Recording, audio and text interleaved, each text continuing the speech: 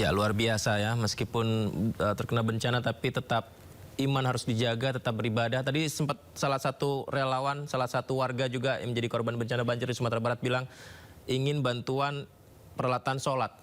Ini yang membuat kita tertegun. Dan Presiden Prabowo Subianto tercatat sudah 7 kali pemirsa meninjau daerah terdampak bencana di Sumatera. Kunjungan bertujuan untuk memastikan percepatan penanganan darurat serta pemulihan di daerah terdampak. Ya, dan saya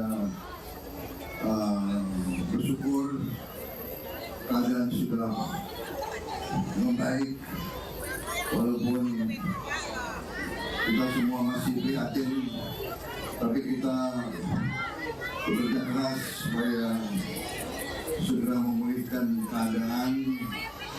Presiden Prabowo Subianto secara simultan terus memonitor perkembangan penanganan pasca bencana Sumatera, baik dengan terjun langsung ke lokasi bencana maupun memimpin rapat terbatas untuk memperoleh perkembangan terkini. Kamis 18 Desember kemarin, Presiden mengunjungi lokasi bencana di Kabupaten Agam, Kabupaten Padang Pariaman, dan Kabupaten Tanah Datar. Prabowo meninjau titik pembangunan hunian sementara, posko pengungsian, pembangunan jembatan, serta percepatan pemulihan semua infrastruktur.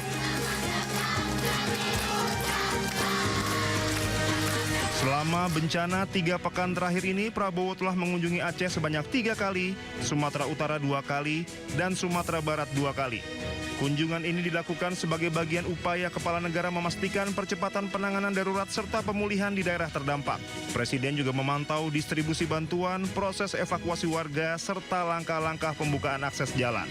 Prabowo menyampaikan musibah yang terjadi di sejumlah wilayah merupakan penderitaan dan tantangan yang turut dirasakan bersama sebagai satu bangsa. Di tengah cobaan dan berbagai bencana yang melanda, Presiden yakin dapat mengatasi setiap ujian yang dihadapi secara bersama-sama. Kehadiran Presiden di lokasi bencana diharapkan memperkuat koordinasi lapangan dan memastikan seluruh upaya penanganan berjalan efektif, cepat, dan terkoordinasi. Pemerintah terus bekerja memastikan keselamatan warga serta percepatan infrastruktur penting di wilayah terdampak.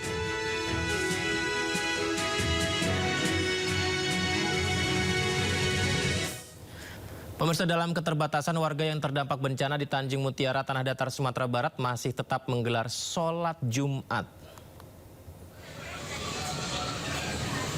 Inilah dia pemirsa, kehusyuan pelaksanaan sholat Jumat di masjid yang jadi lokasi pengungsian Tanjung Mutiara, Kabupaten Tanah Datar memang berlangsung dalam suasana yang tidak biasa. Jika sebelumnya Masjid At-Taqwa dipenuhi jemaah dari warga sekitar, maka kali ini berbeda, lantaran lantai 2 masjid dijadikan tempat mengungsi warga. Masjid At-Taqwa ini jadi satu-satunya masjid terdekat dengan lokasi pengungsian di wilayah Tanjung Mutiara.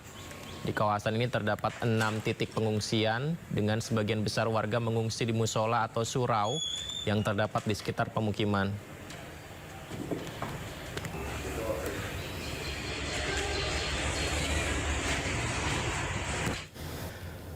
Ya, bencana datang tidak kenal waktu, air meluap, duka menyatu, Sumatera diuji alam yang murka. Bagaimana negara hadir di saat luka? Kita sudah terhubung bersama dengan Gubernur Sumatera Barat Mahyeldi Ansarullah. Kita berbicara tentang penanganan bencana dan harapan warga. Assalamualaikum Buya Mahyeldi, apa kabar? Waalaikumsalam warahmatullahi wabarakatuh. Alhamdulillah baik. Terima kasih banyak sudah berkenan berbagi. Buya, ini yang satu hal luar biasa. Saya juga sering melihat di media sosial betapa meskipun dalam kondisi sulit tapi korban bencana ini tetap melaksanakan ibadah sholat dengan khusyuk. Dan tadi ada warga Buya juga saya tanya apa yang dibutuhkan selain air bersih, ternyata minta tolong dipenuhi juga kebutuhan peralatan ibadah sholatnya Buya. Itu yang membuat saya terharu gitu Buya. Boleh ditanggapi juga sambil ditanggapi pertanyaan saya, bagaimana sekarang Buya kondisi di Sumatera Barat secara keseluruhan? Ya, Alhamdulillah dengan kunjungan Pak Presiden, Pak Wakil Presiden, dan juga para Menteri ke Sumatera Barat dan tren progres yang cukup baik di dalam penanganan tanggap darurat hari ini. Dan kita sekarang sudah bersiap untuk memulai pembangunan Huntara. Sudah berjalan, ya, hunian sementara. Dan sekarang dalam persiapan untuk pembangunan hunian tetap nantinya. Dan pada saat yang sama juga tentu kita mencukupi kebutuhan-kebutuhan warga kita yang terdampak dan kemudian juga yang kena musibah, baik makanan, termasuk juga tadi seperti sampai Pak Roni tadi untuk kebutuhan air minum, ya karena memang di Padang itu daerah yang kena itu di sana memang sumber air minum untuk Kota Padang, seperti di Guwung tadi. Di sana memang ada intake-nya, pokoknya intake itu yang rusak, yang hancur. Nah, maksudnya itu untuk itu memang perlu penanggulangan dengan mensuplai air ke rumah-rumah penduduk melalui tangki-tangki yang disediakan di setiap. Buya, adakah titik lokasi yang masih terisolir dan sulit untuk dijangkau, Buya?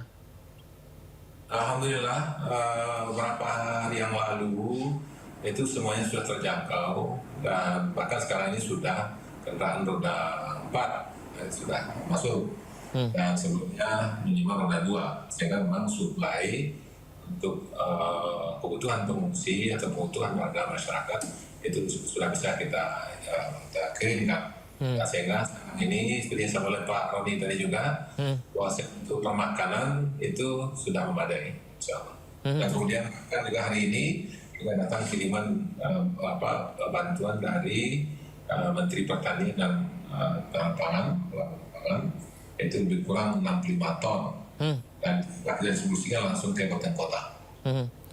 Infrastruktur yang mengalami kerusakan seperti mungkin jembatan terputus dan lain sebagainya, apakah ini juga sudah teratasi, Bu ya? Teratasi belum, tapi secara bertahap sudah mulai. Kemarin salah satu yang diresmikan oleh Pak Presiden yang dikunjungi Pak Presiden adalah pembangunan jembatan Beli.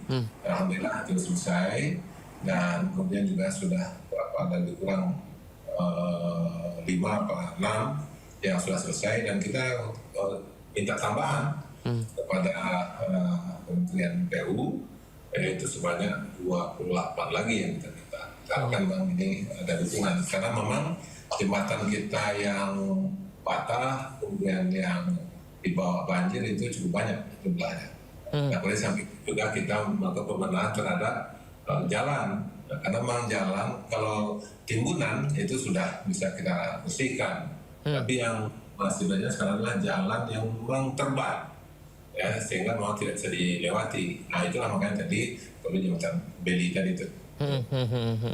Berarti akses jalan yang tadinya juga sempat masuk laporannya bahwa sangat sulit untuk bisa dijangkau, ini perlahan-lahan satu demi satu mulai diperbaiki dan sudah bisa terbuka ya, Bu ya, untuk menyalurkan bantuan. Alhamdulillah. Itu ke negari-negari jorong-jorong sudah terakses semuanya di Sumatera Barat, dan bahkan semenjak tanggal 26 ya. Kemarin itu jalur ke Bukit Tinggi dari Lembah Anai itu sudah bisa dilewati secara bertahap, itu dicoba sampai tanggal 22, insya Allah. Bu ya, mengenai Huntara yang akan dibangun nih Bu ya, bagaimana mendatanya? Karena kan begitu banyak sekali warga yang membutuhkan, kemudian titik lokasinya nanti di mana tuh Bu ya? Ya, jadi yang menentukan lokasinya itu adalah Bupati Wali Kota, dan kemudian kelayakannya itu nanti akan disuavisi oleh BNPB untuk Huntara. Dan ketika memang sudah memenuhi lebih aman, ya, dan kemudian terjauh daripada potensi banjir ataupun juga longsor selanjutnya, maka kita mulai. Dan beberapa yang lalu itu sudah kita mulai pembangunan di Kabupaten Pariaman, Kabupaten Agam, kemudian di Maluku Kota, dan kemudian pesisir selatan. Itu sudah kita mulai. Berarti pemerintah provinsi juga asistensi mendampingi untuk menentukan lokasi di mana, kebutuhannya selengkapnya seperti apa, termasuk mengenai hunian sementara ini? Benar. Jadi memang kita di Provinsi Sumatera Barat kita punya posko terpadu di sana.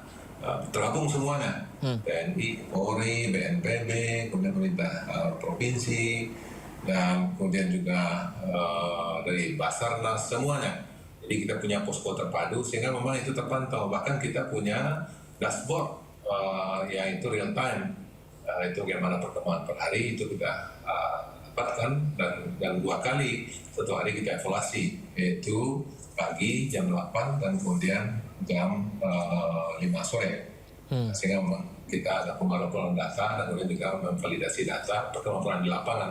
Dan kita juga tahu apa kebutuhan-kebutuhan yang dibutuhkan oleh kabupaten kota ataupun juga sampai kepada tingkat kecamatan, ya, sehingga memang apa kebutuhan itu yang kita suplai, karena alhamdulillah juga kiriman bantuan dari banyak pihak dan dari perantau juga berdatangan dari banyak provinsi dan juga dukungan dari gubernur, bupati se-Indonesia juga luar biasa alhamdulillah. Sehingga memang itulah barangnya apa kebutuhan yang kita akan suplai ke kabupaten dan kemudian terus ke kecamatan. Seperti tadi kita dapat kiriman dari Mantri itu langsung dikirimkan ke kabupaten kota Sumatera Barat. Buyak, untuk pemenuhan kebutuhan seperti sinyal telepon, listrik, ini bagaimana? Apakah masih ada lokasi yang belum tercukupi? Alhamdulillah, sebenarnya beberapa hari yang lalu itu kita untuk komunikasi melalui Starlink. Alhamdulillah itu kita terbantu dari Pak Presiden juga bantuan dan kemudian juga dari Kominfo juga memberikan dukungan kepada kita. Dan kemudian kaitan listrik, alhamdulillah itu sudah terakses semuanya dan dari PLN dan untuk cerita itu semuanya. Bahkan sekarang ini masyarakat minta kita dikirimi itu dibantu itu Magicom. Jadi kali sama Mas Nasi gitu kan. Jadi Magicom. Jadi karena memang dengan colokan saja itu mereka alhamdulillah nanti listrik sudah terakses secara baik. Alhamdulillah. Buya, dengan upaya pemenuhan kebutuhan untuk para pengungsi seperti sekarang ini, Buya, ini sekaligus mumpung alhamdulillah ketemu dengan Buya Mahyildi. Apakah masih perlu status bencana nasional untuk lebih meningkatkan, memaksimalkan, memberikan bantuan dari pihak Pemprov Sumbar dalam hal ini? Ya, bagi kita kan di daerah sesungguhnya kebutuhan masyarakat terpenuhi dan kemudian segala sesuatu yang bermasalah bisa teratasi, termasuk dalam tanggap darurat sampai ke rehab rekon nantinya. Dan kebetulan kita sudah menyusun untuk rehab rekon. Dan tentu kita harapkan dukungan anggaran dan dukungan prasarana sehingga apalagi memang kita ingin cepat gitu kan, memang seperti yang kita alami Sumatera sekarang ini, itu lahan pertanian kita kan lebih kurang 26.000 hektar yang kerusakan. Nah, untuk ini kan untuk akan memasuki bulan Ramadan dan kemudian juga menjelang Lebaran, nah, tentu ini juga akan berefek pada inflasi dan lainnya. Apa itu kita berharap dukungan pada pemerintah untuk cepat dalam rangka untuk normalisasi, seperti sampai oleh seorang Nidri juga kan, normalisasi sungai. Ya, nah, sehingga memang ini bisa dengan cepat, tentu dengan dukungan perawatan. Bahkan sore kita juga kedatangan Pak Yusuf Kala, kita mendiskusikan hal yang sama. Yang pasti perlu ada percepatan. Jadi kita harus ingat nanti pada bulan Ramadan itu masyarakat kita harus berada di masjid dan kemudian surau untuk mereka bisa tenang dalam beribadah. Nah, waktu ini kan harus kita burukan secara percepatan. Itu makanya dalam hal ini percepatan kemudian dukungan anggaran inilah yang kita harapkan. Ya, nah waktu itu kalau memang dengan situasi dengan kebijakan seperti sekarang ini itu bisa terjawab, ya berarti kan tidak perlu lagi untuk status yang lainnya. Nah kalau seandainya tidak terjawab, ya dan kemudian ada alokasi untuk itu, maka kita melihat harus ada suatu yang jelas tentunya. Jadi intinya bagi kita adalah bagaimana bulan Ramadan masyarakat bisa beribadah dengan baik, kemudian menjelang Lebaran dan kemudian mereka usaha dan kemudian juga produksi mereka juga bisa jalan dan kemudian akses juga terbangun secara baik. Ini yang kita waktu perlu percepatan. Itu makanya kita melihat bagaimana nanti seluruhnya bekerja, seluruhnya bergerak. Dari pusat bergerak, kemudian dari provinsi bergerak, dan kemudian juga dari kota-kota bergerak. Nah, kalau seandainya ini digerakkan, maka kalau itu butuh dukungan anggaran, tentunya. Anggaran untuk pusat juga demikian, dan kemudian juga provinsi juga demikian, dan kemudian juga kota-kota. Sehingga ini akan ada percepatan. Tapi kalau seandainya itu ditangani oleh pusat saja, misalnya itu kan kami yakin itu tidak akan cepat biasanya. Tapi ketika simpul-simpul pemerintah ini itu difungsikan, digerakkan semuanya, dan dukungan anggaran itu bisa maksimal, maka kami yakin akan ada percepatan. Mungkin nggak mesti menunggu 3 tahun, mungkin 1 tahun 2 tahun bisa terselesaikan. Nah, kita berharap begitu. Buya Mahyildi, dan kami juga dari Sindo News TV pun siap untuk bersama-sama dengan Pemprov Sumatera Barat untuk memberitakan selengkap-selengkapnya, sejelas-jelasnya supaya tujuannya adalah Sumatera kembali bangkit lagi, termasuk dalam hal ini Sumatera Barat. Buya, terima kasih banyak ya sudah berbagi bersama kami. Izin ini kita mengganggu di tengah upaya tugasnya juga di sana. Selamat bertugas kembali, Buya. Assalamualaikum.